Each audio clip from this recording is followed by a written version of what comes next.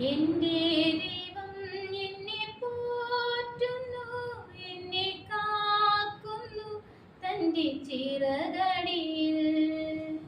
അനർത്ഥങ്ങളിൽ ഞെരുക്കങ്ങളിൽ അതിശയമായി എന്നെ പുലർത്തിയിടുന്നു.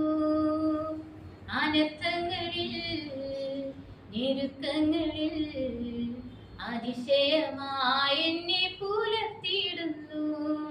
എന്റെ